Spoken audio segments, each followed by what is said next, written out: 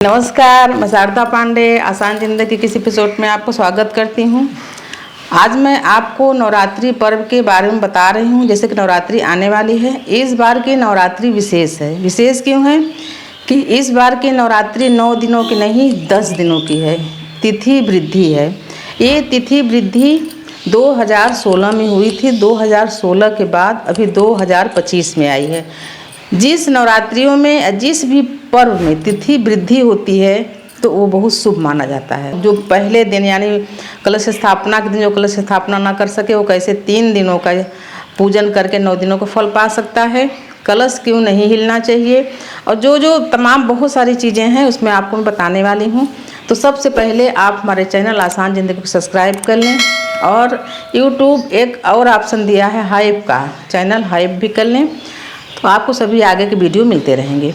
तो इस बार नवरात्रि पर्व में तिथि वृद्धि हुई है, लेकिन तिथि हानि किसमें हुई है? पितर में तिथि हानि हुई है। पितृपक्ष में 15 सितंबर को अष्टमी के बजाय अष्टमी की तिथि हानि हुई है। नवमी को मातृ नवमी मनाई जाती है, तो अष्टमी के दिन ही मातृ नवमी 15 सितंबर को मना लिया गया।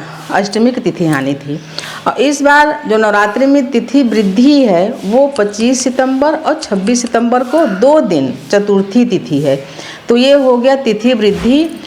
जो जितने भी भक्त 9 दिनों का व्रत करके 10वीं में पारण करते थे, इस बार उनको 10 दिनों का व्रत करके 11वें दिन पारण करना पड़ेगा। तो आप कमर कस लीजिए, आपको 10 दिनों का व्रत करना पड़ेगा। तो चलिए सबसे पहले आपको बता दूं कि इस बार नवरात्रि कब है। शरद नवरात्रि इस बार 22 सितंबर 2025 दिन सोमवार से शुरू होके 2 अक्टूबर को समापन है, यानी 2 अक्टूबर को आप पारण करेंगे विसर्जन के बाद। तो चलिए आपको बताती हूँ कि जो लोग पहले दिन कलश स्थापना न कर पाए, ऐसे बहुत सारे लोग को अड़चन आ जाता है। जैसे मान लीजिए कोई अशुद्ध है, किसी के यहाँ सूतक है, तो 10 दिन के बाद, जैसे मान लीजिए पहले से सूतक है तो 1 हफ्ते के बाद वो शुद्ध होंगे। पातक है, महिला अशुद्ध हैं, या महिला किसी के बीमारी में हॉस्पिटल में है या कहीं भी गई हैं, तो अगर उनको 3 दिन भी मिल जाता है नवरात्र का आखिरी का दिन, सप्तमी, अष्टमी और नवमी, इस 3 दिनों में भी आप कलश स्थापना करके ज्वार वगैरह तो नहीं लगा सकते हैं, कलश रख के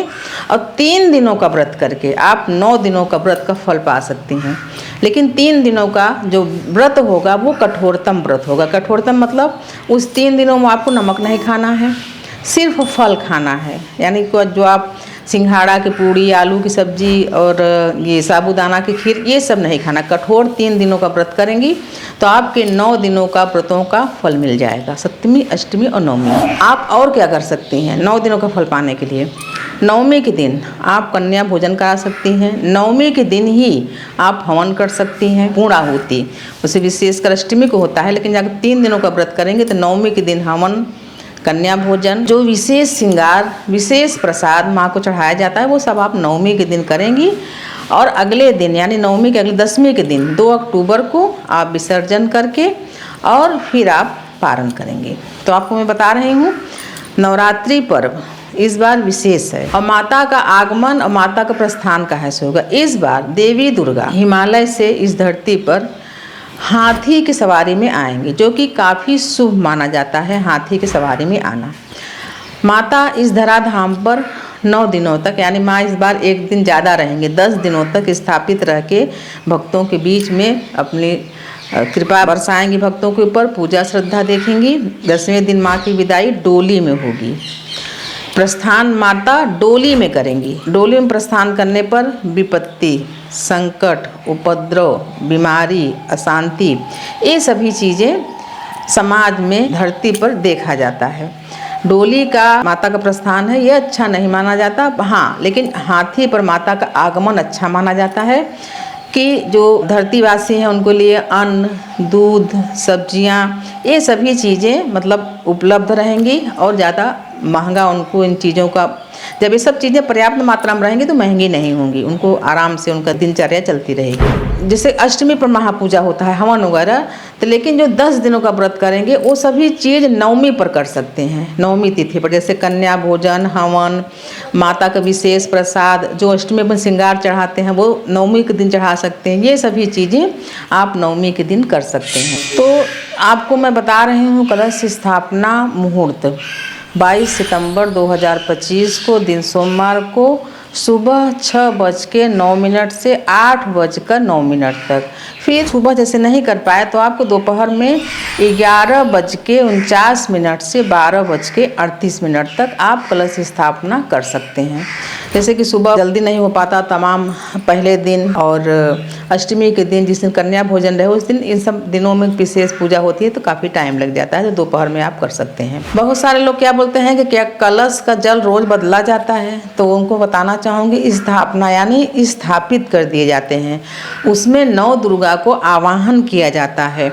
कलश में जो हल्दी सुपारी, जो सिक्का, अक्षत डला रहता है, जो नारियल रहता है, पंचपल्लव रहते हैं, वरुण यानी जल, कलश में वरुण कलश रहते हैं, उन्हीं में सबको आवाहन करके उनको बैठा दिया जाता है। यहाँ तक मानता है कि पूजा के बीच में कलश डगमग यानी हिलना भी नहीं चाहिए। अगर कलश हिला या जो आप 9 दिन को ज्योति जलाते हैं वो बुझा या हिला तो खंडित माना जाता है। तो बदलना तो बहुत दूर की बात है, हिलना भी नहीं चाहिए। जब नारियल रखा रहेगा आम के पंचपल्लव पर तो पानी वैसे भी अभी बरसात के समय पानी कम नहीं होगा, फिर भी सावधानी के लिए मिट्टी का कलश ना रखें। कभी कभी क्या होता है जैसे आप मिट्टी का कलश लिए तो वो कलश लीक हो जाता है या मिट्टी वैसे भी पानी सोखता है, तो आप किसी धातु का कलश लें, जैसे कि पीतल है, तांबा है, फूल है, कांसा है, इनका लोटा लें, इसमें कलश रखें। तो आप इस दुविधा से बच जाओगे कि आपका कलश का पानी चूक गया, सूख गया, ये सब चिंता नहीं रहेगी। माता की अगर मूर्ति रखते हैं तो मूर्ति पूजा के बाद विसर्जन कर दिया जाता है। मिट्टी की मूर्ति घर में नहीं रखी जाती। फोटो की विसर्जन नहीं किया जाता। फोटो या किसी धातु की 6 इंच तक की मूर्ति भी विसर्जन नहीं की जाती। मूर्ति हमेशा भरुआ होना चाहिए, खोखली नहीं होना चाहिए। खोखली मूर्ति की पूजा नहीं होती, पूजा का कोई फल नहीं मिलता है। या तो आप कांच का फोटो रख लें, पर खोखली मूर्ति का पूजा नहीं हो जाता है। कांच का जो फोटो रहेगा माता देवी दुर्गा जी का वो विसर्जन नहीं होता, वो पूजा के बाद यथास्थान फिर से स्थापित कर दिया जाता है। कलश हिलना नहीं चाहिए। मैं आपको बता रही हूँ पूजा की विशेषताएँ। इस नवरात्रि का पूजा आप विशेष करें तो आपको नवरात्रि पूजा का पूर्ण फल मिलेगा। जैसे 22 तारीख को आप जैसे कलश स्थापना नहीं कर पाते, मान लो आपके यहाँ सूतक है, पातक है, शुद्ध हो गई हैं, कहीं किसी के बीमारी में हॉस्पिटल गई हैं, तो आपको ये लगा कि भाई हम 22 तारीख को कलश स्थापना नहीं कर पाए, तो कोई बात नहीं, आप 3 दिनों का व्रत कर लें। सिर्फ सप्तमी, अष्टमी और नवमी सिंघाड़ा का पूड़ी हुआ, आलू की सब्जी हुई, साबूदाना की खीर हुई, ये सब चीज़ें नहीं खानी है। सिर्फ फल यानी फल। 3 दिनों तक आप कठोर व्रत कर लेती हैं तो आपको 9 दिनों के व्रतों का पूर्णतः फल मिलेगा। और 3 दिनों के व्रत में जैसे कन्या भोजन है, हवन है, जो भी आप चीज़ें 9 दिन में करती हो वो सभी चीज़ें नवमी पर करो।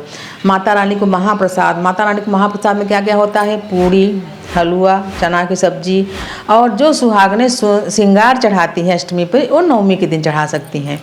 तो आपका 9 दिनों का व्रत, अगर कठोर व्रत 3 दिनों का कर लें तो आपको 9 दिनों का व्रतों का फल मिल जाएगा।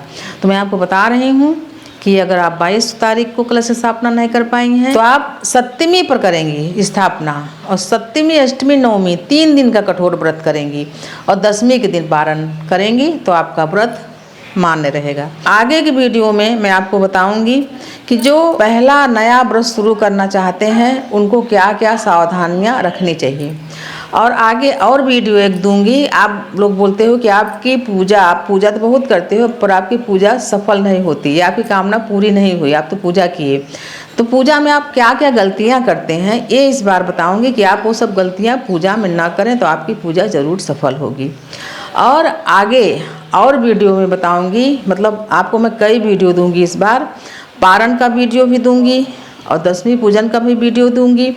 नवरात्रि पर्व में जितने भी हैं, महाअष्टमी पूजन का सभी वीडियो दूंगी। तो आप हमारे चैनल को सब्सक्राइब कर लें, हाइप कर लें। आपको ऐसे ही आगे भी वीडियो मिलते रहेंगे, तो आप हमारे साथ बने रहें, देखते रहें आसान ज़िंदगी। तब तक के लिए नमस्कार।